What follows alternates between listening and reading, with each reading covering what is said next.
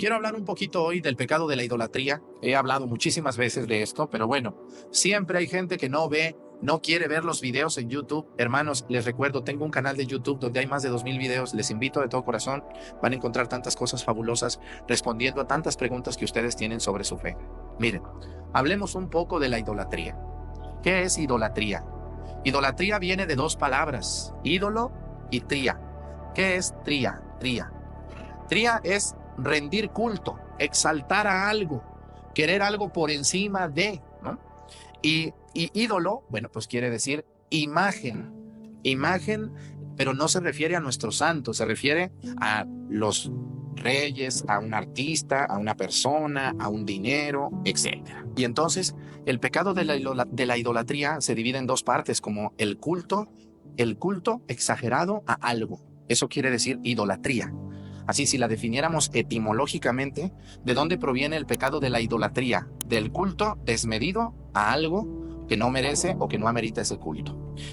Nuestros hermanos protestantes critican mucho el culto que le damos nosotros a los santos, por ejemplo, ¿verdad que sí? Ellos dicen que para qué tantas flores, que para qué tanta cosa, tanta adoración, eso es idolatría, que somos unos idólatras. Vamos a corregir un poquito esto y hacerles entender a ellos, si es que tienen ganas de entender, porque hay personas que más que protestantes son muy agresivos y son muy burlones también de nuestra fe. Miren, hermanos, número uno, los católicos no adoramos imágenes, solamente le rendimos culto a Jesucristo, al Espíritu Santo y a Dios Padre Todopoderoso, que forman la Santísima Trinidad. Y a Cristo le damos culto en el Santísimo Sacramento del altar, como Él nos lo dejó en el pan y en el vino consagrado en la última cena, que nosotros hacemos como Él ordenó: hagan esto en memoria mía en todas las misas que celebramos, con mucho respeto y devoción. ¿Y cuál es el culto que guardamos a una imagen? Puede ser una imagen de Cristo, una imagen de la Virgen, de un santo. Es un culto de veneración. Veneramos la vida de esas personas porque es un ejemplo para nosotros. Ellos dicen, yo no necesito más ejemplo que el de Cristo. Bueno, pues se respeta tu punto de vista. Dios te bendiga y te acompañe. Ojalá sea cierto eso que dices, porque dices, yo no le doy culto a nadie más que a Cristo. Bueno, pues no se nota mucho. Eres muy metiche. Andas metiéndote en la vida, en la religión de otros. Entonces, si verdaderamente dieras culto a Cristo, respetarías la forma en la que un católico reza, la forma en la que un católico profesa su fe, como nosotros sí los respetamos. ¿Cuándo han visto ustedes un católico peleándose, visitando las casas de las personas ajenas? ¿Cuándo lo han visto? Nunca, porque los católicos respetamos la religión de otras personas. De hecho, nosotros los católicos estamos de acuerdo en la libertad religiosa, que todos los países haya libertad religiosa, que cada quien crea conforme a su criterio, conforme a lo que ellos piensan o creen. Así que de verdad, de todo corazón, hermanos, vamos a analizar muy bien el culto de la idolatría hoy con Juan Bautista. A ver, dice que en aquel tiempo los fariseos, la secta de los fariseos, mandaron una comitiva allá donde estaba Juan el Bautista. Dice que Juan el Bautista bautizaba en el río Jordán, pero el río Jordán pues es muy grande. Bueno, no como otros ríos, pero si lo caminamos pues está muy largo. Es como un arroyito, miren ustedes, si no conocen el río Jordán, el día que lo conozcan van a ver que es como un arroyito, es un riachuelo, un río chiquito, no es un río caudaloso. El río Jordán es el que conecta el lago de Genesaret o el lago de Galilea o el mar de Galilea o el lago de Tiberíades, que es lo mismo, así se llama, es el mismo lago, con el mar muerto. El río Jordán camina y es la frontera natural hoy entre Israel y Jordania. De hecho, Jordania se llama Jordania por el río Jordán, ¿no? Así se llama. Pero Juan el Bautista le gustaba bautizar en un lugarcito donde está el río Jordán, pegadito a Betania. ¿Se acuerdan de Betania, donde Jesús iba con su amigo Lázaro, María y Marta? Allí le gustaba estar a Juan el Bautista y le llegaron ahí los fariseos y le dijeron, tenemos una pregunta para ti. ¿Eres tú el Mesías o no eres? A ver, ¿eres el profeta o no eres? ¿Eres Elías o no eres?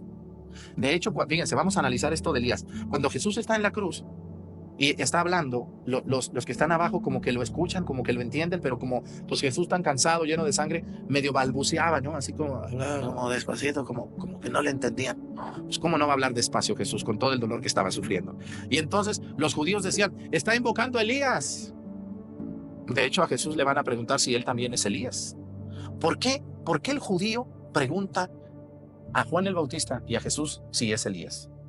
Porque hay una promesa en el libro del profeta Daniel y en el libro de los Reyes, donde se narra la historia de Elías, donde se dice que Elías volverá de nuevo. Así como Dios se lo llevó en un carro de fuego y se lo arrancó al cielo, dice la profecía que Elías volverá de nuevo. Entonces, cuando aparece un profeta, cuando aparece una persona muy sobresaliente, muy importante religiosamente hablando, los judíos no hablaban de la venida de Dios Padre Todopoderoso o de su Hijo, nuestro Señor Jesucristo. Ellos hablaban de la venida de Elías. Por eso a Juan el Bautista le dicen, ¿eres tú Elías? ¿Eres tú Elías que ya volvió, que ya vino? Y Juan el Bautista dice, yo no soy Elías, yo no soy el profeta, yo no soy el Mesías. Si Juan el Bautista hubiera sido otro como los que conozco, hay gente que se quiere sentir Dios. Pues Juan el Bautista hubiera dicho, ya mero le atinan, algo de eso soy. Dice, a lo mejor.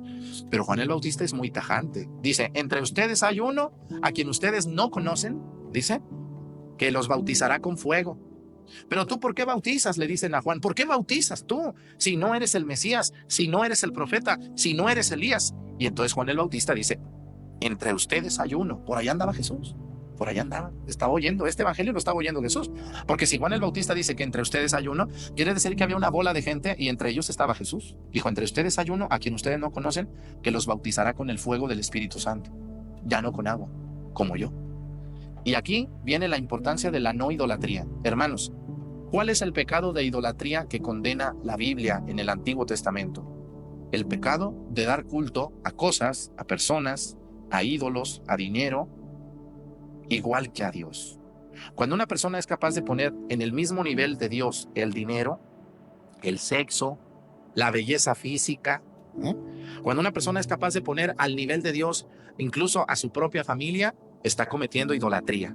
Aquella persona que se desbarata por su hija, que se desbarata por su hijo y que lo quiere más que a Dios, entonces, o igual que Dios, está cometiendo el pecado de la idolatría. La idolatría no es aplicable solamente a una persona que rinde un culto a un ídolo de madera o de piedra. Cuando una persona, y escúchenme muy bien, los católicos me ven, pero también los protestantes, y quiero poner en su lugar a los católicos exagerados. Cuando un católico le da la misma devoción o la misma adoración a una imagen de una virgen, de un santo, que al Santísimo Sacramento, está cometiendo idolatría. Y hay católicos muy ignorantes que lo hacen y están cometiendo en el pecado de la idolatría. Yo, por ejemplo, miren, les voy a decir, cuando yo voy a ver a la Virgen de San Juan de los Lagos, primero llego a saludar al Santísimo Sacramento. Y cuando ustedes vayan a San Juan de los Lagos o vayan a la Basílica de Guadalupe, visiten al Santísimo. Les voy a decir dónde está. Cuando vayan a San Juan de los Lagos, ustedes ven el altar principal. Al lado izquierdo hay una capillita, ahí como un cuartito con un arquito. Ahí está el Santísimo. Vayan y salúdenlo, hínquense y díganle, Señor, aquí estoy, gracias por hacerme venir a visitar a tu Señora Madre.